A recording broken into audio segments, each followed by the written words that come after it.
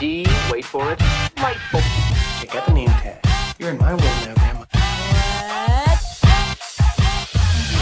What's up, nerds? Today, I am being joined by my friend and fellow YouTuber, podcaster, journalist, and book writer, Benjamin Mercer, also known as the Little Platoon.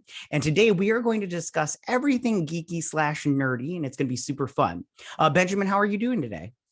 I'm all right, thank you. I thought I had been Omicron last week, but I think it was just a cold. So awesome. I'm on the mend. If I sniff through the interview, though, I apologize. I'll try and mute out my cold.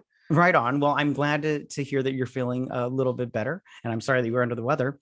So I found your YouTube channel, which I will leave the link in the description, the iCard section, and the pinned comment down below, you guys. And if you want to go check out his YouTube channel, because I really want you guys to listen to his podcast, it is very good.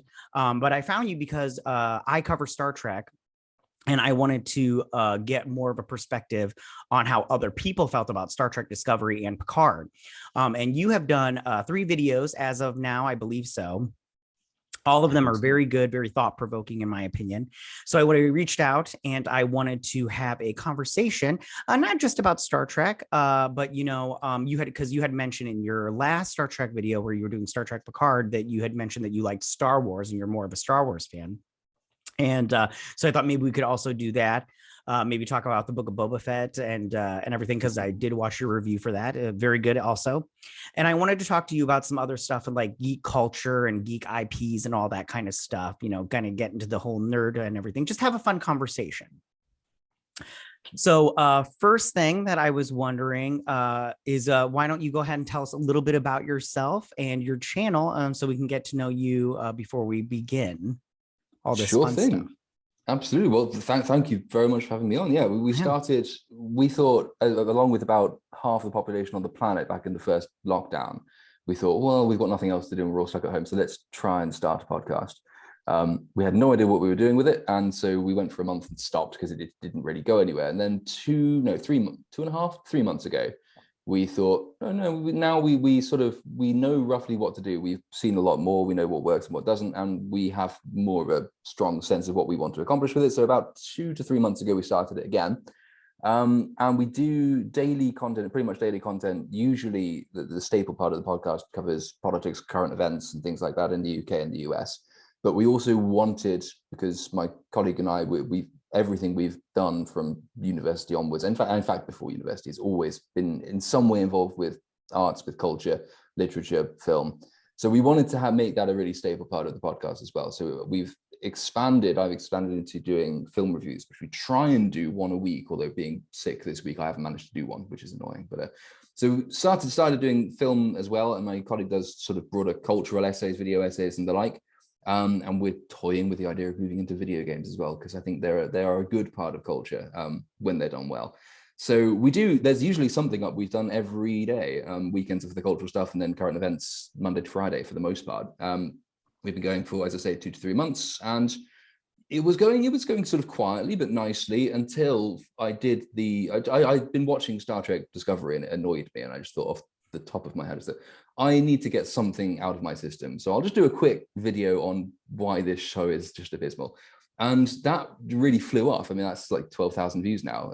And that sort of really launched this we became much more keenly aware of sort of the some of the fan bases that are out there that we've accidentally maybe tapped into, but that are worth hanging on with. And since that video, I've met so many people they all know much more about Star Trek than I do, but they all seem to, they all enjoy the videos, and I've got to go and watch theirs. So I've been learning a lot more about the series myself, because I'm fairly new to the franchise.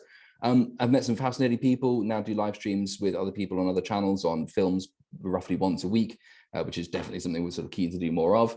And it's been really good. It's been great fun. So we're sort of continuing. We're getting all of the design stuff down and the formatting down, because this is all brand new, learning OBS and Streamlabs and Adobe Premiere, and learning to my friend and I, our background is as writers, not as right. Anything to do with sort of multimedia. So and we're basically premature boomers as well, which means technology doesn't come easily. But it's all going well. It's going fantastically. We're very much enjoying it. Yeah, I love your stuff. It's a very, like I said, thought-provoking, and you and I, we park our shuttles in the same shuttle bay when it comes to that kind of stuff. So And like I told you before, but you put it way more elegantly than I do. But so as far as you go, how deep into like geekdom and nerddom are you when it comes to not just Star Trek, but overall kind of what most people would consider geeky? I honestly don't know. I think more than most people, but sort of selectively. So I'm still hazy on the distinction between geek and nerd. I've never quite figured out what that difference is, if there is a difference in the distinction. I'm told that there is one. There is, but I mean, for this conversation, yeah, using them broadly. yeah, No, yeah, I think selectively quite deep, and in other ways, I take perhaps a broader, but I hope not too shallow, but nevertheless shallow view. But in terms of certain specific franchises, like I can go on at length about the Lord of the Rings. I can go on at length about Star Wars, increasingly about Star Trek as well. Jurassic Park back in the day was my thing, so I can still name way too many dinosaurs. Pokemon up to a point. I lost touch with it until quite recently, and then I got the new Legend of Arceus, which is kind of interesting, but made me realize how I've missed about a decade of the development of this franchise. Getting back into it was the experience. And there are others, like Gundam. I've seen most Gundam series, which I think is probably more nerdy than most other things. And I've played most old Fire Emblem games as well. So I very selectively will go quite deep into certain franchises and certain aspects of lore. In others, I know I'm criminally undereducated. So I'm doing my best to brush up on that. But anything sci-fi in particular is my kind of thing. Sci-fi and some aspects of fantasy. Right on. I totally am in the same boat. Now, when it comes to this kind of stuff, do you enjoy more of blockbuster parts of entertainment, like for instance, Marvel/superhero stuff, or do you enjoy more of like the highbrow content, like Star Trek, which focuses more on being like a science fiction allegory adventure show? It's more mature. Well, not the new Star Trek, old Star Trek. Is it that kind of fare that gets you, or is it like, or do you enjoy kind of just the very showy kind of like Marvel stuff? I like to think I enjoy aspects at least of both. I mean, Marvel, we've sort of seen the pitfalls of both approaches in recent times, because Marvel, what the MCU did, I mean, sustaining a meta storyline over more than a decade and culminating very effectively, I thought, in Endgame, shows what you can actually do serious content, which is also flashy. It is also the blockbuster, that you can tell a story quite well, even if some of the individual films were lacking.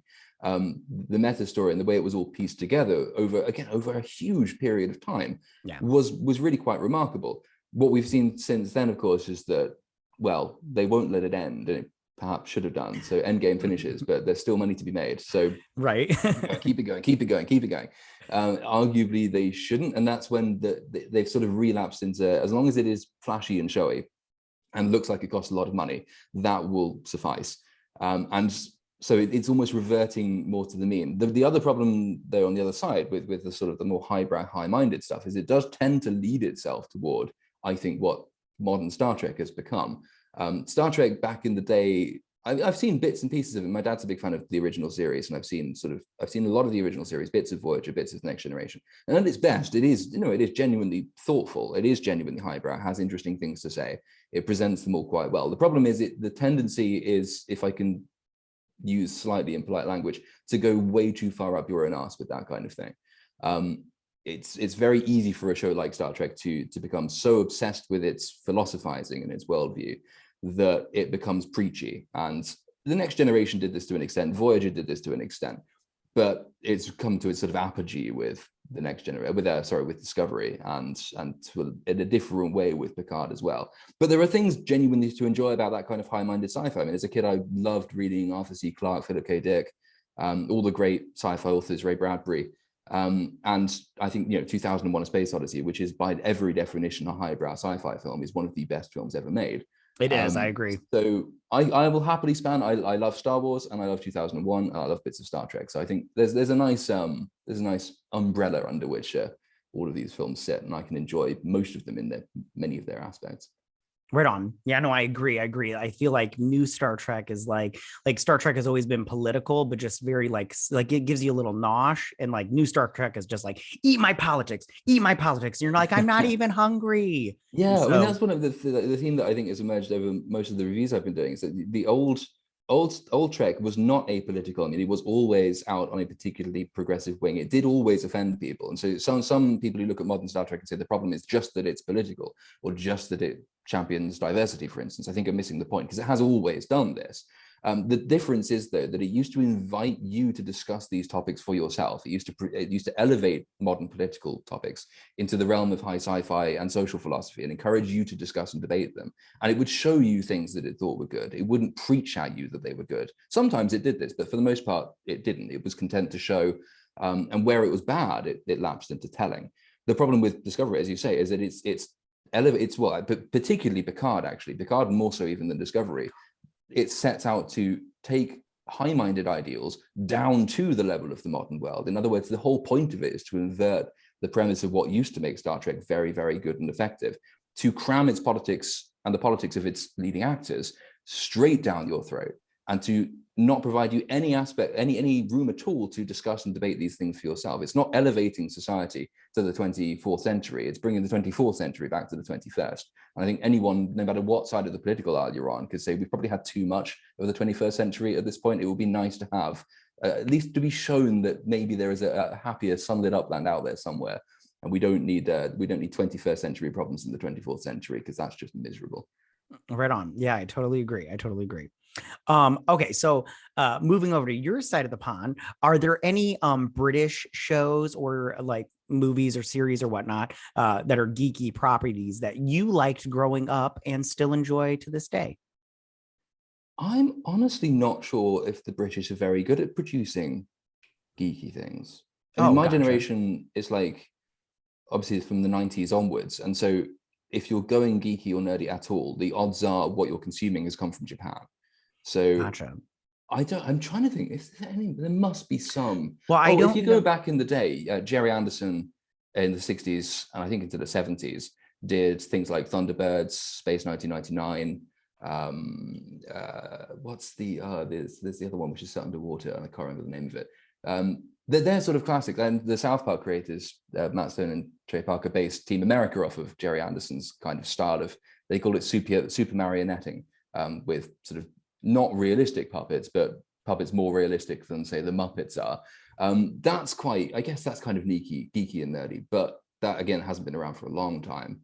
So I don't think there's anything, I can't think of anything British made that fits the definition. What about Doctor Who? Oh, how did I not think of that off the bat? Yes. I liked the David Tennant era stuff, because I think that's the one I sort of grew up with. And I remember Christopher Eccleston's one. My dad loves the old 60s one, so I've seen quite a few of sort of the first and the second Doctor, when they were longer stories, serialized stories, and there was much less running around. And Right. I kind of like those. But I've seen a couple of the episodes with, is it Jodie Whittaker in the lead now? It is Jodie Whittaker. And I think I wasn't overly impressed, so I have stopped watching. I think most people have stopped watching, from what I hear. Yes, I have stopped watching. There was a show way back in the day. It's not on anymore, but I'm just curious to see it was called Misfits. I don't know if you've ever seen it before. I have heard of Misfits. Oh, it's very good. Seen it though. Oh, it was very good. I enjoyed it. And then the last one for me personally was Being Human. It wasn't geeky. It was more like a supernatural kind of thing, but it was super fun. Okay. Yeah. Okay. Well, we Americanized it at one point in time. We had our own version of it. We like to do that. We like to take other people's stuff and Americanize it. So going back to Star Trek / Star Wars, how did you first get into Star Trek and Star Wars? Star Wars is, I think, probably the easier one, if only because I literally do not remember a time when I didn't like it. Right. I don't remember when I first saw it. The first films I saw were obviously the original trilogy. I remember from my earliest memories are playing with the older toys. I think my dad still had some of them back when he was growing up. So I had some of the old sort of 70s and 80s props and action figures. Where they just move like this? Yeah, to the extent they moved at all. I honestly, I do not remember a time when I didn't know a huge amount about it, when I didn't like it. I don't remember when I first watched the film. It must have left such an impact on me that it just became sort of coterminous with knowledge in every respect. The first, obviously, I saw the prequels when they came out, and I think because I was still, how old was I when they came out? Like 9, 10, I don't know. When they came out, I was still young enough to not be grossly offended by Jar Jar Binks. So I still have a fond place in my heart for the prequels. I know now, rewatching them, that there are lots of painful aspects, not least the dialogue and the Right. acting and some of the plot line. But I will still happily defend the prequels, and I think that they've come back into their own since the sequels. People are now realizing that, okay, maybe we were unfair to the prequels given what we've now seen. Yeah, I always Star thought. Trek is different though. Oh no, sorry, I just do. No, shut my I mouth. interrupted you. Someone has to, otherwise I never stop. No, Trek, go ahead, finish your thought. Star Trek is different. I think, again, I saw bits and pieces of the older series growing up. Discovery, I remember. I think Discovery is, unfortunately, and I hope this won't make people think that I am completely irredeemable on the subject. Discovery, I've seen more of Discovery, I think, than any other Star Trek series. It's the first one I remember when it originally came out and thinking, okay, well, that looks like it could be interesting, so we will sit down. It's the first one I made a conscious effort to sit down and watch. And it was irritating by the end of series 1, but I think for the lack of anything else to do, I just sort of stuck with it and got progressively more irritated by it. And then Picard came out, and again, it had an interesting premise and it could have gone into interesting places, but it didn't. So that's been a slower sort of growth in interest, and the interest has not been anywhere near as happy as Star Wars. Right on. Real quick with Star Wars, I agree 100% with you about the prequel sequel thing. I've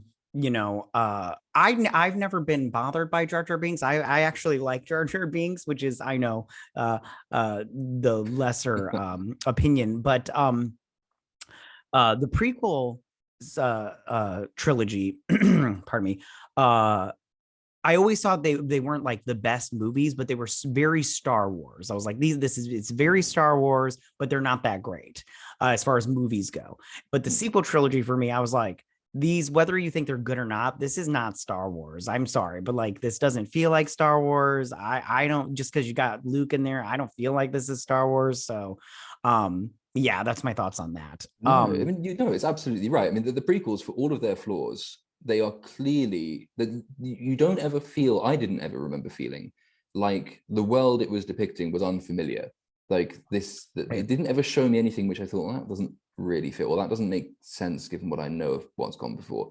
And it clearly had a cogent-ish story to tell. It was planned out from the beginning. You could tell from episode 1 that they had an idea in mind for episodes 2 and 3. So even when you get to the end of Revenge of the Sith, and maybe you're a bit older and you can look at the films back and pick out a few more of the flaws than you could when they first came out, you can at least say it was a consistent story, and George Lucas obviously wanted to tell it. The sequels, you cannot do that with. The sequels give you The Force Awakens, which is just A New Hope, but bigger. The Last Jedi, which it doesn't do anything with the questions that were left open by The Force Awakens. It's not interested in building on those particularly. And to the extent it did, it was only to tear down what was erected in The Force Awakens. And then the ultimate sort of reveal as to how unplanned the sequels were was when Ian McDiarmid said, when he was asked to go back and be the Emperor, he was asked to do this, I think it was about 5 months before they started filming. They didn't know that was what they were going to do. They didn't sit there and say, this is what we want to happen. This is a story we want to tell across 3 films. It was just, we need to revive this. So let's get JJ in to make something kind of vaguely flashy, and we'll go from there. No pre-planning, no forethought. And then they decided that they would give one of them to Rian Johnson, which was not a good idea. Yeah, I liked in your Book of Boba Fett review for the first episode, you called him you called him a ball sack, like it's a perfectly spherical testicle. Yeah. Yeah, there you go. That was it. I laughed very hard. It was very, very good. That was a good. Yeah, no, Matt Smith was supposed to be he was supposed to be the bad guy in that last movie, and I was like, man, Matt Smith can't catch a break because he's in these movies and then they take his character out all the time. Help a brother out. He's just trying here, and you guys are constantly messing with him, Hollywood. It is, yeah, because they did eventually publish, or Colin Trevorrow's script for episode 9, Yeah. which is way darker, and actually looked like it could have been, to the extent that you could have salvaged anything from The Last Jedi, that might have done quite a good job of it, and Right it really on. would have been. I think that could have been a really interesting project and an interesting film to watch. So of course Lucasfilm didn't go that way. But Oh yeah, they let JJ. I think JJ Abrams is the worst science fiction writer ever. I cannot stand him. I think he's a hack. If somebody else wrote it, he will take it and make it his and turn it into a bastardization of whatever it is, because I cannot handle him. And he's got a hold of DC now, and I'm all like, I'm probably gonna have to bail on. is he in DC? I didn't know that. What's he doing in DC? Oh, he's running all of the DC movies now. His bad reboot. They oh god. Yeah, they signed like a huge deal to oversee all of the DC movies, and it's I'm super sad because DC is my favorite, and I'm so sad. So okay, so moving back, because what you had said about Picard, you were 100% right that they had these really like solid ideas, and I was like, hey, they're like that Borg cube thing where they were in the Borg cube. I was like, this is a solid idea. I am 100% interested in what's going on here.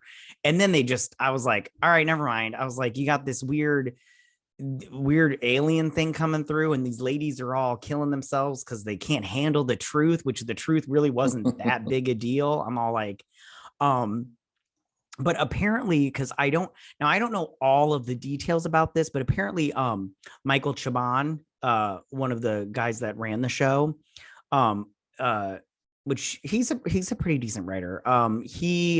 They had a different idea, I guess, for the show, that they were on some archaeological dig, Picard was, and then they found something, and that sent Picard on his big thing or whatnot. But then there was so much stuff going on behind the scenes that they had to real quick reinvent the show kind of thing. And then they came up with that stupid idea of this AI octopus coming through a weird portal. It was weird. And then what's really crazy about that? They had that little device, and that one, he's like, what is it? And she's like, that girl's like, it fixes things. I was like, what is this? I was like, is that what we're doing now? Is that how we're writing? Like, I didn't go to Brown or anything to write, but I'm telling you right now, I could have came up with a better reason besides it fixes things. And then they're just like copy and pasting people's heads and ships and stuff. I'm like, this is ridiculous. I was like, I can't handle this nonsense.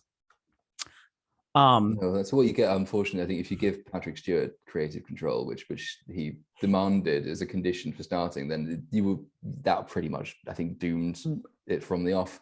Because his whole thing was, I will only return if it has something new to say, and by new he meant if I can go on at length about my contemporary political disputes. So his first ever Star Trek convention appearance, to announce it, he basically just uses as a platform to wade into British politics and moan about Brexit. And I don't want Star Trek to just remind me of 2016. I was involved in that argument. That was a good argument to have. It was an important argument to have, but not everything needs to revolve around that. And to the extent Star Trek has to involve itself in that kind of thing, it should do it slightly more carefully than just drumming home political talking points on screen. Nobody wants that. Nobody wants to see it, which is one of the reasons nobody's actually watching the damn series. Right. Yeah. I wish they would release numbers for that, because I'm like chomping at the bit so hard. I'm like, I want to know how bad it's doing, because it would be good.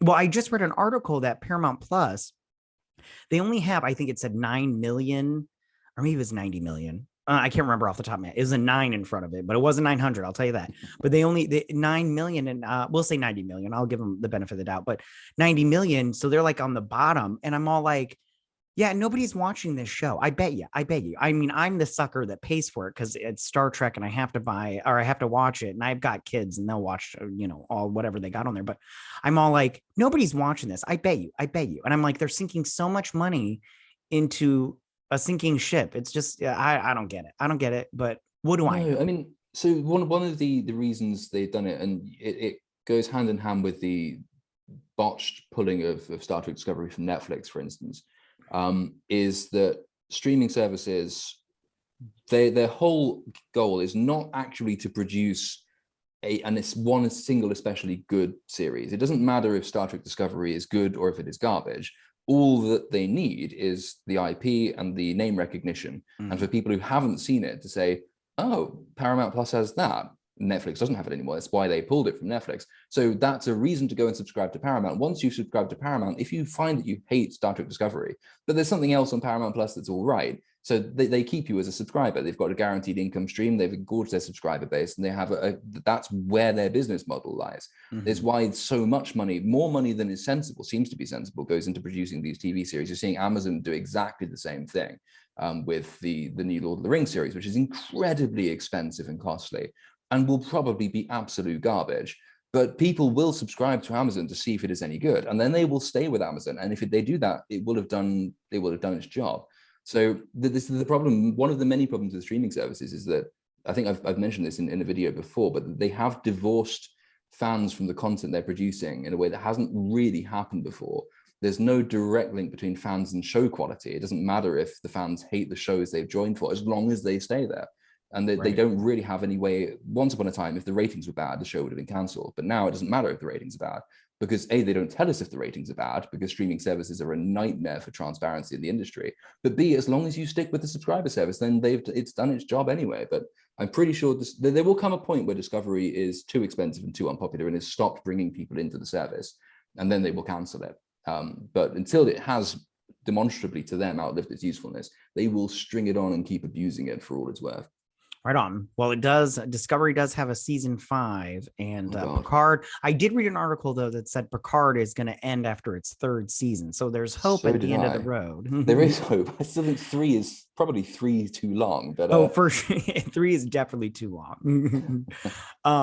Okay, so the next thing I wanted, which you kind of answered a little bit, but maybe you can elaborate if you feel the need to. How big of a role has Star Trek and Star Wars played in your life?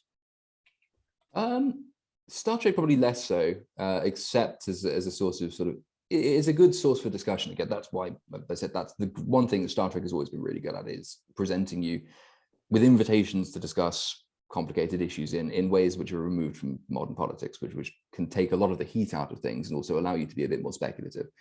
I studied philosophy as an undergrad degree and philosophy and ethics as a postgrad degree, so I'm all down for that kind of conversation.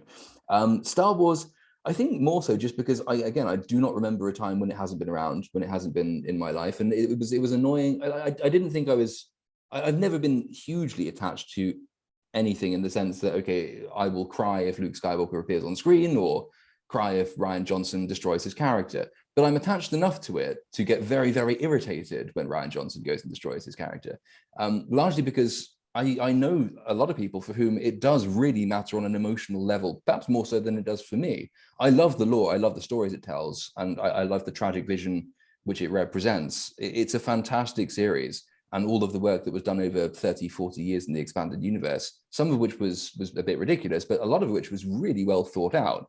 And so much care had gone into crafting this. And I think you can appreciate that even if you haven't read all of it. You can see how much this matters to people. And so when it's debased and destroyed and thrown in a ditch by Disney, that's really, really irritating.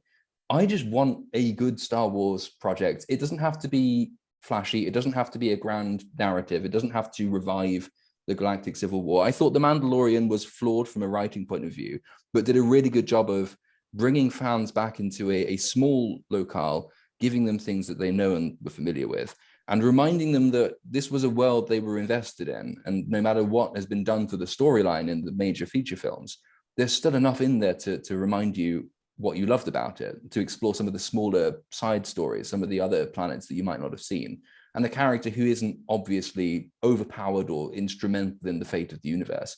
And so for whatever its writing faults, and I think some people were criticizing it for not being ambitious enough, I thought the point of The Mandalorian was precisely not to be ambitious. The point of The Mandalorian was to say, we've seen what ambition does. Ambition has given us Rian Johnson and J.J. Abrams and kind of ruined everything. So no, we're gonna bring you back in slowly and build something from the ground up, because it's been destroyed, and the only way you can rebuild is to rebuild from the ground up. So I liked The Mandalorian for that reason. The Mandalorian sort of did a lot of what I like Star Wars for, which is show you, hint at a much deeper world and explore some of the deeper world, but also leave you with questions about what is happening outside that world.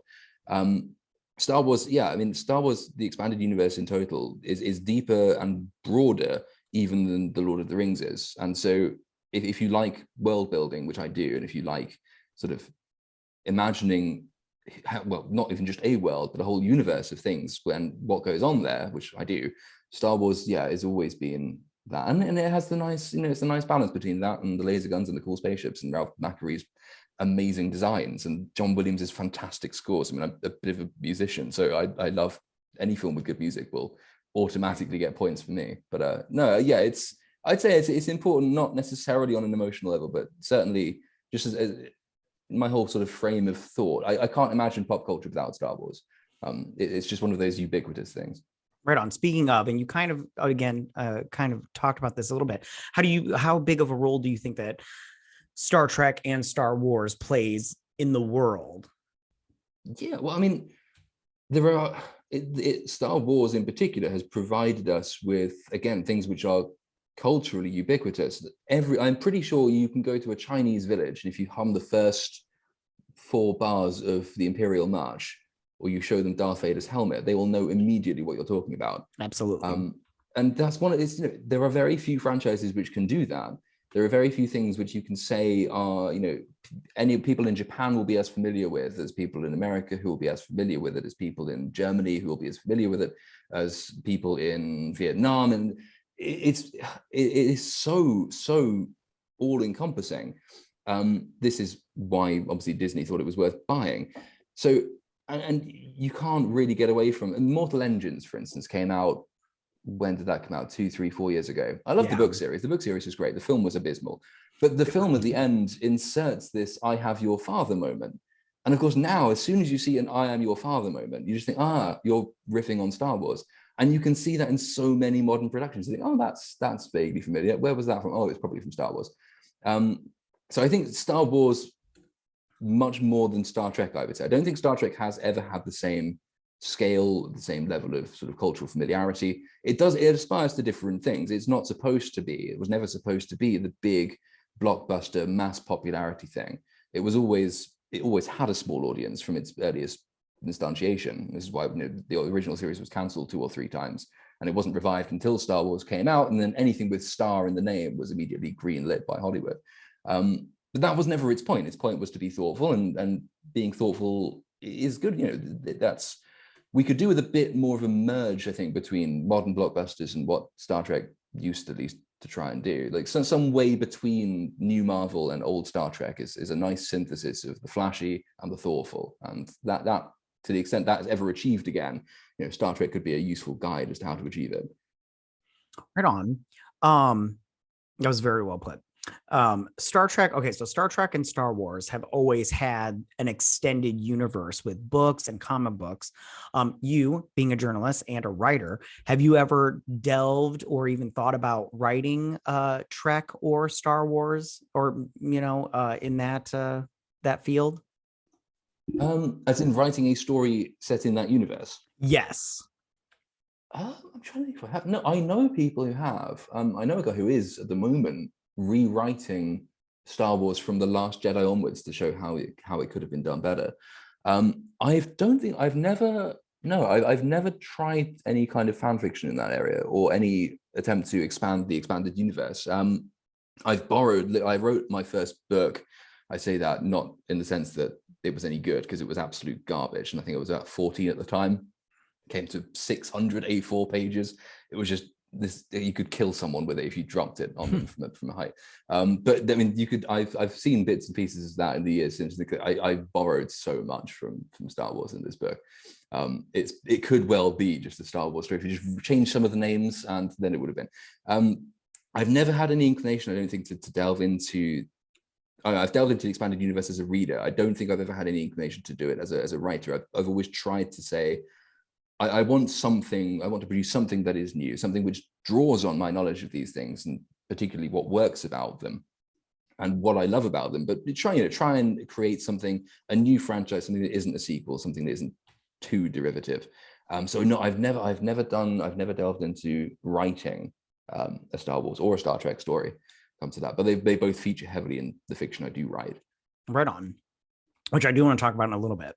Okay, so you are currently on your channel working on a Star Trek Picard series of videos. Can you talk a little bit about that and what your goal is for those and what you want to discuss concerning the Star Trek Picard series? Absolutely, yeah. So obviously, well, when I started the next series, season 2 was slated for February. That's been pushed back to March now.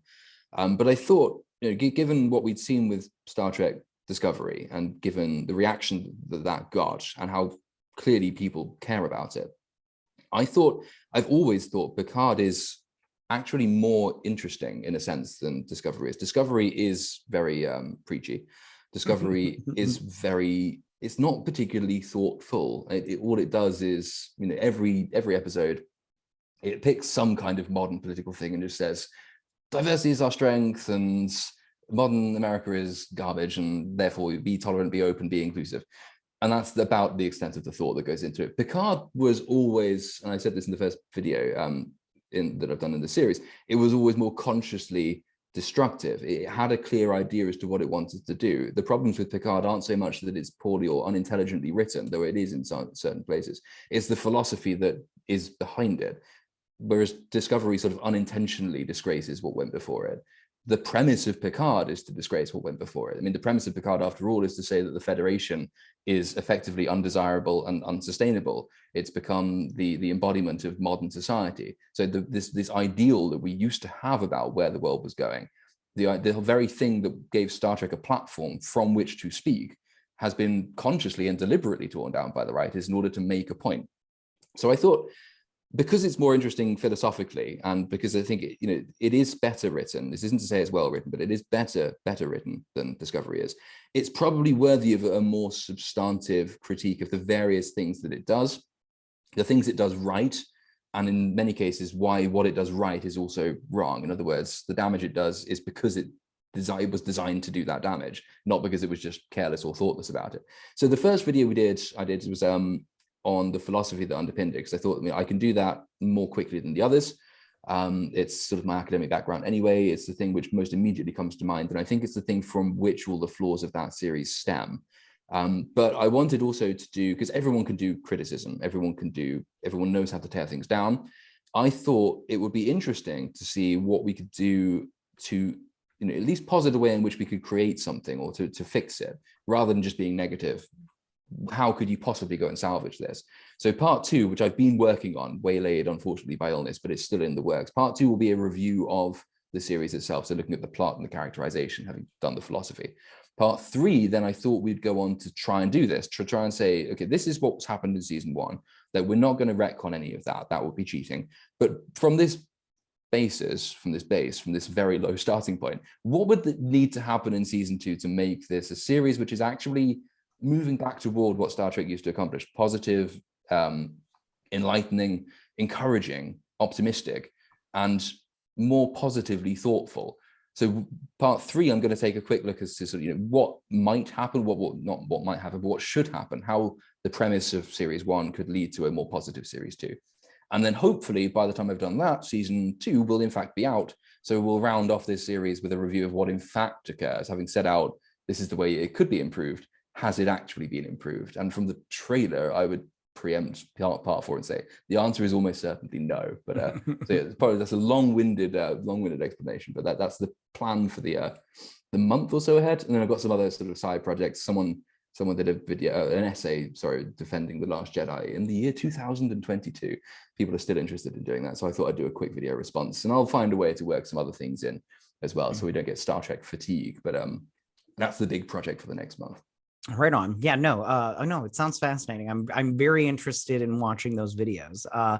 Real quick though, do you think that do you think there's any hope for modern Trek and maybe like turning things around and stop with the preachiness and getting into identity politics and everything of it? Or do you think that it's just so far gone that we just need to, get this part finished and then try to do something brand new? Well, that's Eomer's quote in The Lord of the Rings is, "Do not trust to hope it has forsaken these lands." And I think that probably applies to Star Trek. I mean, I've always thought that, if there was a series ripe for being woked, it was Star Trek, because it has always been a definitively progressive show. It just used to handle progressivism better in a way that was much more universalist. And now it's much more factional. I don't see that ending anytime soon. And I don't see there's any sign that Alex Kurtzman, for instance, will be yeeted from the franchise. So I'm struggling to see why we should be hopeful for Star Trek, at least in the short term. But I've been told good things about The Orville, which I haven't seen yet. Oh yeah, it is excellent. I love The Orville. Apparently that's what Star Trek should be. Yeah, I agree. It should be that way. It's very good. I'll have to check that out. But yeah, no, I wouldn't be optimistic for Star Trek in the foreseeable future anyway. Right on. All right. So I wanted to ask you about some other stuff too. So one thing, you are in England and I am in the United States of America. I'm in Michigan. So what would you say the differences are between American geekdom and British fandom / geekdom? Good question. And a difficult one. I'm honestly not quite sure I know how to answer that question. I don't know that there is a huge amount of difference just from what sort of limited exposure to both that I have. My guess is that, again, you'd have to go back. It was perhaps a little bit starker 20, 30 years ago than it is today. I think we've become a little bit more similar in recent times. But if you go back to, say, the old Doctor Who's of the 60s and the 70s, I think the British are slightly more slow than the Americans are. We didn't used to mind things which took place over a very long and sustained period of time, which involved more walking around and talking than running around and shooting. Not to disparage American geekdom at all in any way, but so I think back in the day, it would have been the case that maybe the British were slightly more considered, but less aesthetic. Doctor Who was more of an acquired taste than something which was produced in America. I think they did do a feature film of Doctor Who with the aim of getting it into an American audience. With, I can't remember his name, but he was in with Null and I, and it didn't go particularly well. I think partly for that reason, they just didn't know how to blend the more action-oriented American market with the more sedate British market. Today, though, I honestly don't know that there is a huge amount of difference. I mean, you might know more than I do about this, but I think that the fact that culture has become so much more internationalized anyway, the fact that if you're in America or in the United Kingdom or in Australia, the odds are your kids will be watching cartoons produced in Japan or playing with action figures made, well, not made in America because they'll be made in China, but from franchises designed in America, involving British writers. Just means that I don't know that there is a huge amount of difference anymore, but I mean, maybe there is. Maybe you're in a better position to say. I don't know. I don't know. I think that I don't know. There are some things that I think that the British do in a way that I don't know. We always try to think we can do it better. For instance, I mentioned the show Being Human from before. I love the British series Being Human. I thought it was fantastic when I saw it for the first time. I loved it. I could not get enough of it. And then I watched the American one and it was all right, but I'm all like, it's not as good, but they just had better special effects. And I'm all like, I personally think that you could and I always bring it, there's an episode of Star Trek, Deep Space Nine. And for 90% of the episode, it's two characters. It's Captain Sisko and his son, and it's in one room, and it's like one of the best episodes of Star Trek I've ever seen. And I'm all like, and it's because it's so well written that I'm all like, you don't need all this flashy stuff. So I think that when it comes to Americans, we just like to make it like big and spectacular, and we think that that's just going to make everybody love it. And I do think that the British kind of sometimes they just go, you don't need the flashing lights. You can just, have two people in a room. And as long as the script is good, it's people will like it. But partly that's because we have less money. And actually, usually money is so often the enemy of creativity. I mean, it just encourages you to spend more than is sensible and to do things that you really shouldn't do. But there are a few, it's not necessarily geekdom or nerddom, but that you can go to other genres, comedy, for instance. I mean, the English writers gave you what we did The Office before the Americans Right. did. We did House of Cards in political drama.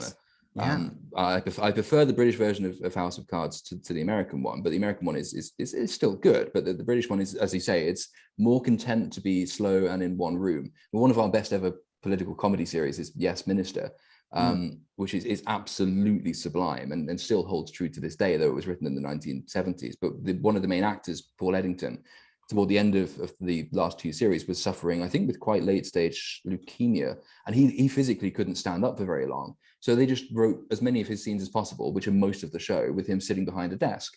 And that was fine. We didn't need to go rocketing around the country. It was the genius was in the dialogue and the wordplay and how wittily it was written. And you can lose some of that when you start injecting money into it. Like Alan Partridge, I think, as well.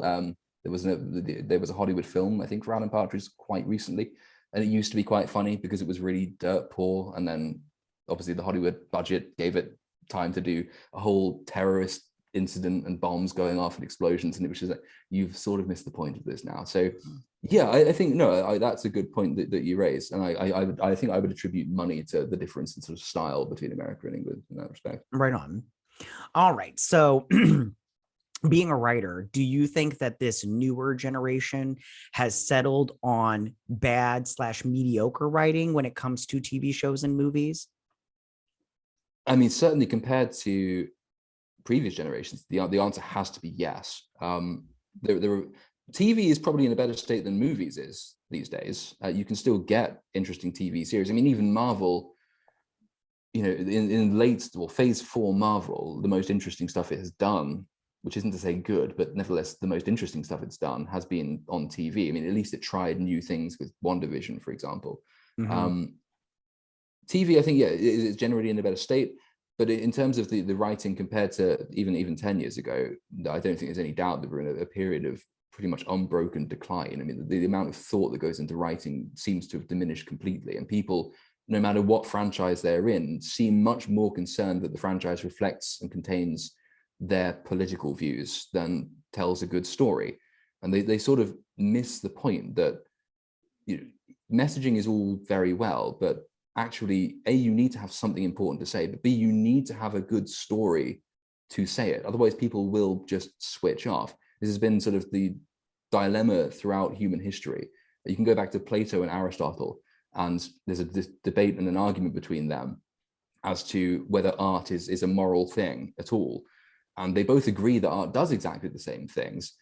But Aristotle says that, you know, art it provides catharsis, it harnesses our emotions, and it's a fantastic way of then venting those emotions in a way which is not necessarily harmful to others. You can impart your loves and your fears and your hates onto a fictional character and live almost vicariously.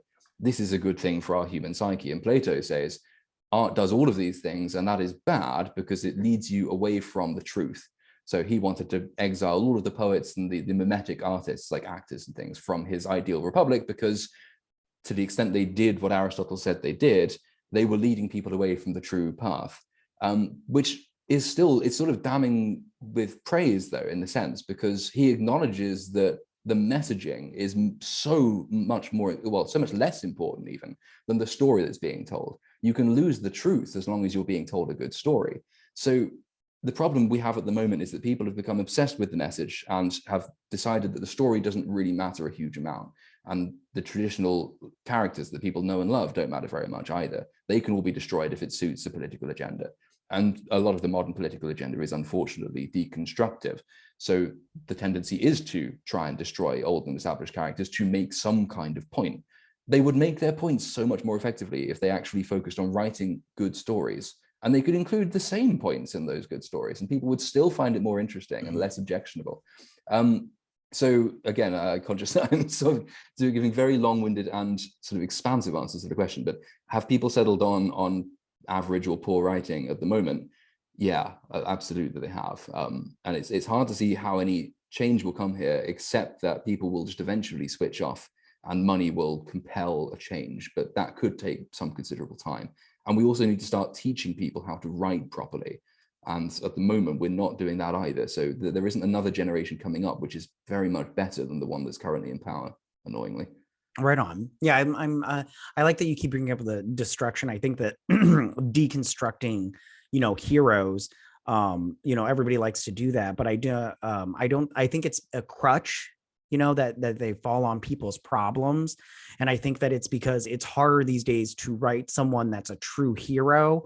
And I don't think that you can deconstruct our heroes. I think I think it's become fashionable and easy. So I think that that's why they keep doing it. I Absolutely. think it's, But and I on think, the other hand, like the reason Marvel is as successful as it is because when it launched the MCU, it took the exact opposite approach. It actually took the very old-fashioned approach. And actually, there is a line in the first Avengers film from his Agent Coulson, who says when Captain America, he presents Captain America with the designs for his uniform, and Captain America says, isn't that a bit sort of flashy for the modern day? Isn't it a bit old-fashioned? And Agent Coulson says, I think people could use a little bit of the old-fashioned right about now. And I don't know if they intended it to be a meta comment, but it's always stuck in my mind as perhaps the most meta of meta comments in the Marvel Cinematic Universe, because it actually reveals what made that work for the first decade or more of its existence. It didn't set out to deconstruct Tony Stark. It didn't set out to deconstruct Captain America. It didn't say, these are the people we took to be our heroes, and this is actually how they're crap human beings. It actually took a relatively old-fashioned approach to writing and storytelling. These are flawed characters, but their flaws are overcome. It's an optimistic story. Eventually, no matter what hardships they go through, the result is a victory. And they've learned from that experience and they've grown, and it provides opportunity for the characters to develop. But it took a much more old-fashioned approach to this kind of thing. And I don't think it's a coincidence that also has made it the most successful film franchise. It was written as the original Star Wars was written, in the same kind of optimistic, dark in places, but fundamentally optimistic philosophy. And it has enjoyed the same level of success as the original Star Wars enjoyed. So if people really want to go about fixing the way in which modern writing is going, then just look at what made that work, look at what made Star Wars work, look at what's made all the great franchises work throughout history. There is no crime in emulating the bare essentials of what went into that success. So yeah, maybe don't deconstruct your most idolized characters. Maybe give them flaws, give them difficulties to overcome, but have them overcome those difficulties rather than just leaving them in a sort of a crumbling, shriveled wreck, having to be rescued by the brand new, flawless, invariably female character who's just been invented on sort of the wet dream of a modern Hollywood writer. Right on. All right. So now you had mentioned earlier Lord of the Rings, and so which is Lord of the Rings is very British. And you're obviously a fan because you mentioned it and stuff. Are you, and you had also mentioned this, but are you looking forward to the new Amazon show? Oh God, I mean, I think I've learned not to look forward to things anymore. It's such a bad idea that I was looking forward to the Book of Boba Fett, for example, and I made the mistake of looking forward to it because inevitably that meant it was crap. So I'm deliberately not looking forward to the new Lord of the Rings. I will watch it and secretly harbor some small hope that they might not wreck it. But given what we know of it so far, given we know Jeff Bezos has said effectively, give me a new Game of Thrones. Right. So given that I think there has been talk that there will be sex scenes in the Lord of the Rings, and given that it has gone to, again, it's this issue of diversity in film. There are really good ways to handle it, and there are really bad ways to handle it. And I'm all for it. Game of Thrones, when that was running, did it really well because it aided the world, because people by and large do conform to phenotypes within geographical locations. You knew in Game of Thrones, if you're looking at Dorne, the Dornish people look like Dornish people. In the Lord of the Rings, the original series of films did something similar. That's how you handle it. Game of Thrones had an incredibly diverse cast and used them to build an entire world. We know, however, that the Lord of the Rings, the new series, isn't taking that approach. It's taking the modern approach of, say, like the Wheel of Time on Amazon did the same thing, and The Witcher has done the same thing, where you make every locale in the world look like the most cosmopolitan inner city borough of a major city, for instance, which is unnecessary. You can achieve diversity in film without also just throwing in that slightly jarring, uncanny valley thing where you think, why is Lenny Henry in the Shire? And if Lenny Henry's in the Shire is supposed to be a very, very isolated, cut off from the world kind of thing. It's not a place that mixes with other people. That's the premise of the Shire. So if you're casting Lenny Henry as a hobbit, that's fine. But then you should probably make all the other hobbits black to keep that ideology, to keep that depiction accurate to the book. Because the point of the hobbits is that they do not mix. If you turn the Shire into inner city Chicago, then it's not the Shire anymore. You've missed an important point of what makes the Shire what it is, what makes it distinct from a city like Minas Tirith, where you could include a much vaster array of characters of all different backgrounds. So between Game of Thrones sex scenes, this particular approach to diversity in film, and just the general cruddiness of modern writers, no, I can't say I'm looking forward to the new Lord of the Rings. But there's so much you can do with the Silmarillion. You could do so much that's good with this series, and I really don't think that they will. Right on. So, okay, so real quick, switching over to, I love Harry Potter. I don't know if you're a huge fan of that series or whatnot. As far as the future of Harry Potter, a lot of stuff that's going on with the new series, The Fantastic Beasts. I don't know if you're a fan of those either. I think they're not that great. They're a little boring. What do you think about the Harry Potter and the future of that series? It's a classic case of leave it while it's good. It should have been, it's finished. It does not need to carry on. I enjoyed the films growing up with them. I find them a bit difficult to watch now just because, I mean, you think some of the acting in Star Wars is bad. Well, present you with Daniel Radcliffe and Emma Watson. I loved the books growing up with those. I think they were really good. The Fantastic Beasts stuff, I mean, it's faintly interesting. I like some of the things they do with the world. It's another one of those that's become unfortunately sort of tied up with modern non-film related contemporary issues, the recasting of Johnny Depp for reasons which are not entirely, I don't think, justifiable. Right. And that's created, it's always a bad sign when one of the biggest conversations around any new film is casting choices and what's gone on in the personal lives of the actors. That's usually a sign, A, that the actors involved have done something, either done something or been accused of something that's incredibly bad, or B, or perhaps and B, that the franchise itself isn't interesting enough to stop people talking about this kind of stuff. And I think that probably is true with Fantastic Beasts. So I can't ever say that I don't even really look out for the release dates anymore. If I'm told a new Fantastic Beast is coming out, I'm sure I'll see it at some point, but I'm not really, it's not my thing anymore, I don't think. Right on. Is Harry Potter big in England and in the UK? Yeah, I mean, it is, again, certainly for people who grew up, probably, well, basically my generation, definitely. I think less so for subsequent ones. And again, you can tell this because now if you talk about J.K. Rowling in any context at all, it's not going to be Harry Potter. It's going to be what she said about contemporary, well, not even contemporary politics, what she's been accused of believing about people who are not herself. It's, who is outside, who is doxing her today? How many death threats has she received today? What has she allegedly said about trans people? In fact, she hasn't said. So I think, again, if you're spending all your time talking about those kinds of things and less about what she's actually producing, that's usually a sign of the declining significance of the thing she's producing. But it's important enough still for people to want to tear it down. So yeah, it's still, I mean, it's one of the greatest cultural exports we've given the world in God knows how many decades even. So it's still, it's a significant thing and a significant accomplishment on her part. It will take a long time for it to fade out from everyone's memory. But I don't think it's adding anything to itself anymore. And eventually that means, it will begin to sort of wither away. Right on. All right. So that's all the questions I have, but I did want to ask you one more thing. So right now you are writing a book, or are you finished with it? So I've finished the first one. My friend is supposedly editing it at the moment, and hopefully that will be done in the next sort of month or two. Go ahead. I'm sorry. No, that was coming to the end of my thought anyway. I wanted to ask you, what is it? Well, I already heard what it's about. I think it sounds fantastic, but would you mind telling my subscribers what your book is about? Just like a little synopsis of it. So sure, yeah, no problem. I mean, it began completely as an accident because my dad bought me a typewriter for my birthday, one of the old sort of 1960s Olivetti ones. And I thought one night I had quite a bit of whiskey and I thought, I just want to see if this works. So I just typed a sentence and carried on typing and carried on typing and carried on typing. And 6 months, 500 pages later, it turns out I've just written a thing which has then got 2 or 3 sequels planned and a prequel and at least 2 sort of tie-in side stories. And it became from an accident, it evolved into something which I actually really enjoyed, a whole world that I've been able to build. The premise is it's sort of post-apocalyptic, set rough, well, nobody quite knows because everyone's sort of lost track of the ability to keep track of dates and time.